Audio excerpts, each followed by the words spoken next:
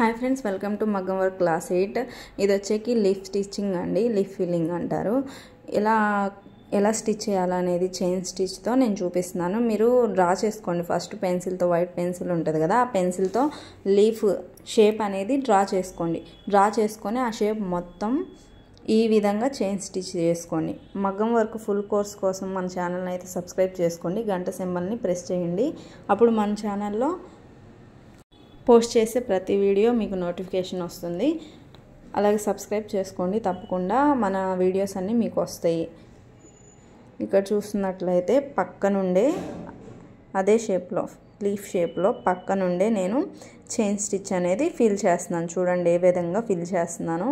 ఇదేంటంటే క్లాత్ అనేది కొంచెం సాగుతుంది, దానివల్ల పక్కకి రావట్లేదు స్టిచ్ అనేది. మీరు మాత్రం పక్కకి వచ్చే విధంగా స్టిచ్ చేయండి.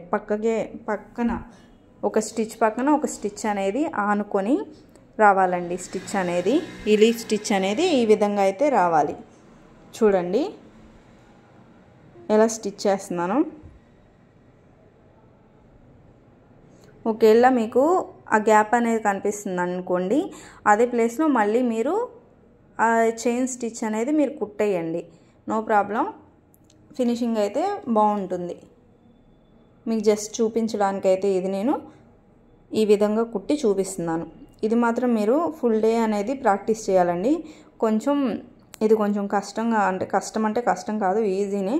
బట్ పక్క రావడానికంటే టైం పడుతుంది. ఇది క్లాత్ సాగుతుంది కాబట్టి సో ఇబ్బంది అవుతుంది. మీరేంటంటే ఒకసారి క్లాత్ని ఉతికిన తర్వాత కాటన్ క్లాత్ని షింక్ అవ్వకుండా ఉండడానికి తర్వాత ప్రాక్టీస్ చేయండి.